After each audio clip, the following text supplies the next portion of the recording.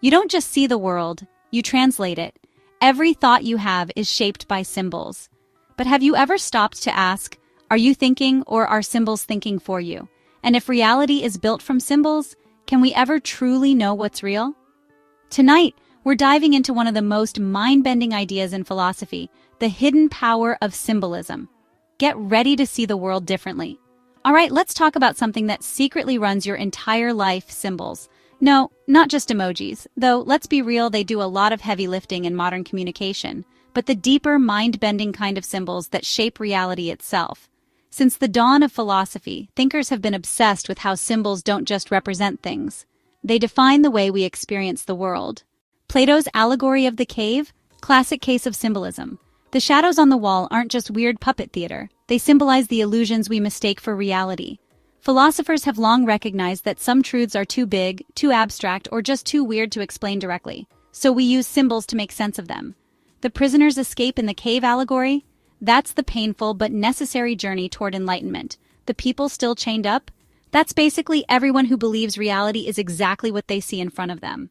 Fast forward to Kant, who basically said, hey, your brain isn't just seeing the world, it's filtering it through pre-programmed categories like some kind of existential Snapchat filter.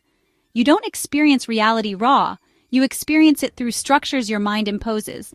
Concepts like space, time, and causality aren't just out there, they're how your brain organizes everything. Later, Ernst Cassirer took it even further and argued that we're not just Homo sapiens, we're Homo symbolicus.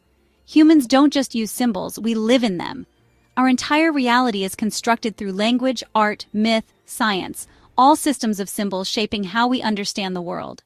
And nowhere is that clearer than in language, one of the ultimate symbolic systems. Ludwig Wittgenstein originally thought language mapped onto reality like a logical grid. Words were neat little labels that perfectly corresponded to objects in the world. But later he was like, nah, it's actually more like a game. Words mean whatever we all agree they mean. In other words, language isn't just a mirror of reality, it's a set of rules we play by, and those rules change depending on the context. Meaning isn't static, it's fluid, shaped by how we use words in different situations. And that's not even getting into the really trippy stuff like metaphysics. A lot of fundamental philosophical ideas, things like the soul, the divine, the infinite, aren't things we can observe directly. We grasp them through symbols. Religious traditions are full of this. In Christianity, the cross isn't just a historical object, it's a symbol of sacrifice and redemption. In Eastern philosophy, the Tao isn't a thing you can point at. It's a symbol representing the flow of the universe. These symbols aren't just decorative, they shape how we understand reality itself. Semiotics, the study of signs and symbols, takes this even further. Charles Sanders Peirce broke symbols into 3 types: icons, which resemble what they represent, like a picture of a cat; indices, which are directly connected to their meaning, like smoke meaning fire; and symbols, which are purely based on convention, like the word cat itself. Ferdinand de Saussure, meanwhile, pointed out that linguistic symbols are totally arbitrary. There's no natural reason the sound tree refers to that tall green thing outside. It's just a social agreement. And that realization opened the door for some truly wild theories about how symbols structure not just language, but culture, identity, and power. Speaking of which, modern and postmodern thinkers had a field day with this. Structuralists like Claude Lévi-Strauss analyzed how myths and cultural narratives follow hidden symbolic structures, while post-structuralists like Jacques Derrida came in and said, actually none of this is stable. Meaning is always shifting.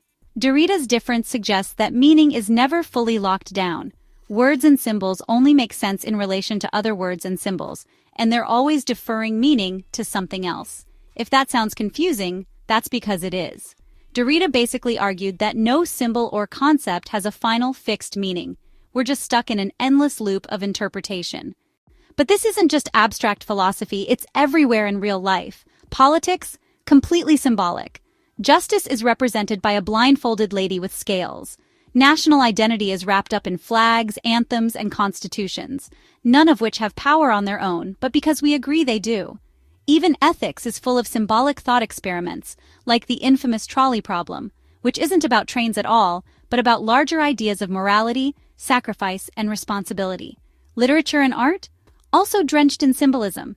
Dostoevsky's The Brothers Karamazov wrestles with faith, doubt, and morality through religious symbols. Surrealist artists use dreamlike imagery to explore the unconscious mind.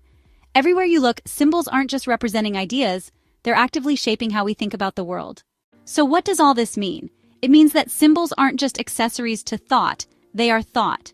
Whether we're talking about Plato's shadows, Kant's categories, Wittgenstein's language games, or Derrida's shifting meanings, one thing is clear. We don't see reality as it is. We see it through layers and layers of symbols. And if that's true, can we ever really know what's real? I'll leave you to discuss in the comments. Do symbols reveal reality, or do they just keep us trapped in illusions? Let's argue about it below. Don't forget to subscribe if you haven't already. Take care of yourselves, take care of your loved ones, and I'll catch you soon in another video.